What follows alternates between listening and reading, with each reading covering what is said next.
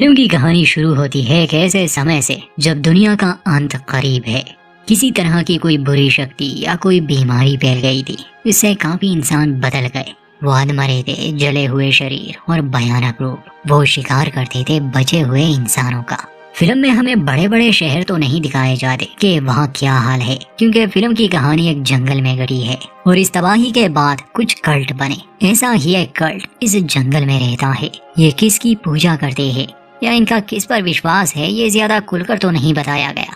मगर एक बात जो हैरान करने वाली थी वो ये कि इस कल्ट के सभी लोगों ने अपने वोकल कॉर्ड्स काट दिए थे। मतलब कोई भी बात या आवाज नहीं कर सकता था।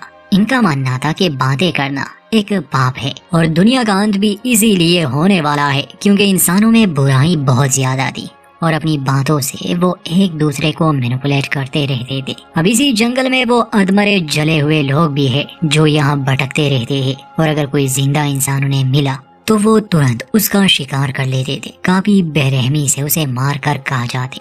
मगर ये कल्ट वाले ने मारने के बजाय उन्हें बलि चढ़ाया करते थे, शायद इसलिए ताकि वो उनके गाँव में न आए, उनको नुकसान ना पहुँचाए।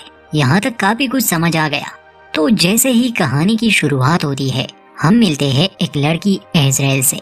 ये भी उसी कल्ट की एक सदस्य थी क्योंकि ये बोल नहीं सकती थी। एजरेल कहानी की मुखिया किरदार है। ये वही एक्ट्रेस है जिसे आपने रेडी और नॉट फिल्म में देखा होगा। उस फिल्म में इसका कैरेक्टर काफी दमदार था और फिल्म को बहुत पसंद भी किया गया।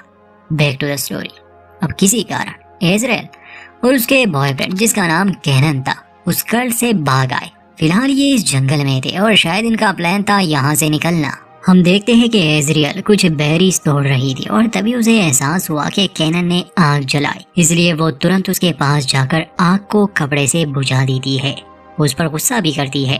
फिल्म की खास बात ये है कि इसमें सभी म्यूट है, इसलिए कोई भी बात नहीं करता। सिर्फ एक कैरेक्टर आएगा जो थोड़ी बहुत बात करेगा। खैर कैनन माफी मांगता है, दोनों एक दूसरे को चूमते हैं और एजरियल उसे अपनी तरफ से एक तोहफा देती है। मगर खुशी के ये लम्हे ज्यादा देर के लिए नहीं टिकते क्योंकि कल्ट वाले इन पर हमला कर देते हैं और दोनों को पकड़ लिया जाता है। कार की डिग्गी में बंद करके वो इन दोनों को कहीं ले जाने लगे। एजरियल निकलने की तो बहुत कोशिश करती है मगर ट्रंक को मजबूती से बंद किया गया था। ये दोनों ही गाड़ियां अलग अलग रास्ता लेती है।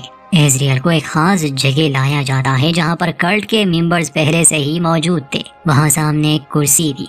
असल में यहाँ पर एक रिचुअल, एक रस्म होने वाली थी जिसमें बलि चढ़ाई जाती किसी इंसान की, और इस समय तो एजरियल की ही बलि देने वाले थे ये लोग। कल्ट की लीडर्स में से जोसेफिन नाम की औरत भी थी। एजरियल अपने इमोशंस के जरिए समझाने और बेनती करने की बहुत कोशिश करती है कि वो ऐसा ना करे, मगर जोसेफिन को कोई फर्क नहीं पड़ता। उसके लोग एजरियल को कुर्सी से बांध देते हैं और जोसेफिन उसका पैर जख्मी कर देती है ताकि खून की वजह से वो अधमरे आकर्षित हो।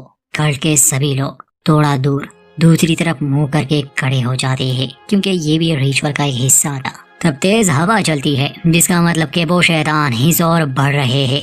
एजरियल बहुत कोशिश करती है खुद को छुड़ाने की, जिसमें वो सफल भी रही। वो अपना एक हाथ खोल देती है। कल्ट का एक मेंबर ये देख लेता है क्योंकि बाकी सब तो दूसरी तरफ देख रहे थे। वो एजरियल को फिर से बांधने आया मगर एजरियल अपने बचाव में लड़ती है और उसे बुरी तरह घायल कर देती है। वो शैतान जो एजरियल को मारने आए थे वो उस कल्ट मेंबर को मार देते हैं। एजरियल को मौका और समय मिल जाता है, इसलिए वो तुरंत वहां से भाग निकली। कल्ट वालों को जब तक पता चलता तब तक बहुत देर हो चुकी थी। एजरियल भागते भागते एक नदी के किनारे पहुंची जहां वो अपने जख्म को साफ करती है। वो चाहती तो अकेली यहाँ से निकल सकती थी मगर उसे अपने बॉयफ्रेंड कैनन का ख्याल आता है। वो वहीं बैठी ये सोच रही थी कि तभी एक अधमरा उसके खून को सूंघते हुए वहां तक पहुंचा। फिर एजरियल ने अपने जख्म पर कुछ जड़ी बूटियां लगा दी थी तो वो तुरंत एक गुफा में छुप गई जहां वो अधमरा उसे ढूंढ नहीं पाता। चलते चलते उसे एक रास्ता मिला जिस पर गाड़ी के टायर्स के निशान थे। उसका पीछा करते हुए वो एक गांव में पहुंचती है। असल में वो अपने बॉयफ्रेंड को बचाना चाह रही थी। हिम्मत करके वो उस जगह में घुस गए। चारों ओर फेंस लगाए गए थे और कल्ट वाले भी हर जगह मौजूद थे। उसे छुप कर उसे ये सब करना था। फिर वहाँ उसकी नजर पड़ी उस तोहफे पर जो उसने कैनन को दिया था। अब उसे बुरे ख्याल आने लगे कि उसके साथ क्या हुआ होगा। यहीं पर एक चर्च भी था जिसमें गांव के लोग इकट्ठा हुए थे। यहाँ पर हम इनकी असली लीडर को भी देख पाते हैं जिसका नाम है मरियम और वो प्रेग्नेंट भी है। उस समय इजराइल एक घर के नीचे छुपी थी। मरियम को पता चला कि जोसेफीन रिचुअल में असफल रही तो गुस्से में आकर वो उसे एक थप्पड़ मार देती है। ये लोग जिसकी पूजा करते थे, ये बलि उसके लिए बहुत जरूरी थी। खैर इजराइल अभी भी वहाँ छुपी थी, मगर जोसेफीन को पता चल गया, इसलिए वो उसे पकड़ने गई, मगर इजराइल खुद को बचा लेती है। उसका एक हाथ भी जख्मी हुआ। जोसेफीन पूरे गांव को खबरदार करती है, इसलिए अब हर कोई इजराइल को ढूंढने लगा। इजराइल जैसे तैसे करके फेंस में अपना पैर जख्मी करके वहां से निकल जाती है और जंगल में भागने लगी। यहाँ तक कि उस पर गोली भी चलाई गई, मगर निशाना चूक गया। शाम तक वो बस भागती ही रही।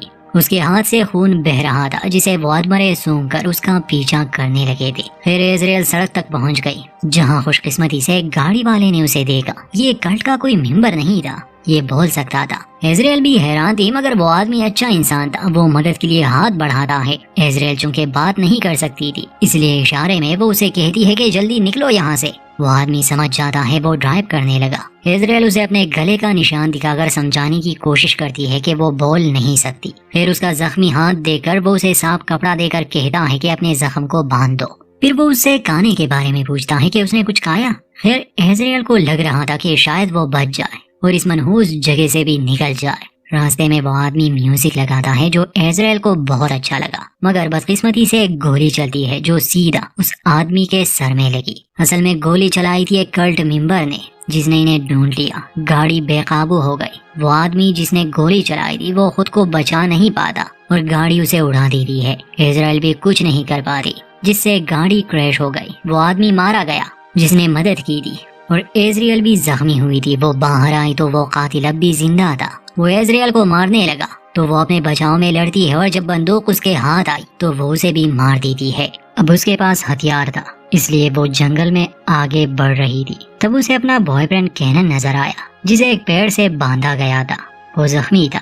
इजराइल उसकी मदद के लिए आगे बढ़ती है, हालांकि वो इशारा करता है कि मत आओ, क्योंकि वहाँ जाल बिछाया गया था और इजराइल उसमें आसानी से फंस जाती है। वो पेड़ से लटक गई। तब एक कल्ट मेंबर सामने आया। अब इससे पहले कि वो इजराइल को ले जाता, वो अधमरे वहाँ पहुँच गए, क्योंकि इजराइल जख्मी थी और खून सूंघकर वो यहाँ तक आ गए।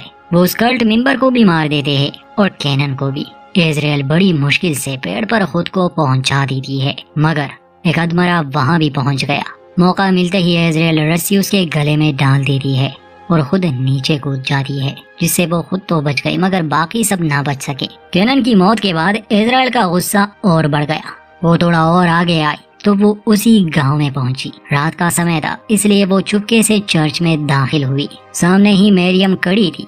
इजराइल उसे मारना चाहती थी, मगर मरियम अपना पेट दिखाती है कि वो प्रेग्नेंट है। इजराइल को जैसे ही उस पर दया आ जाती है, मरियम मौका पाकर उस पर हमला करके उसे बेहोश कर देती है।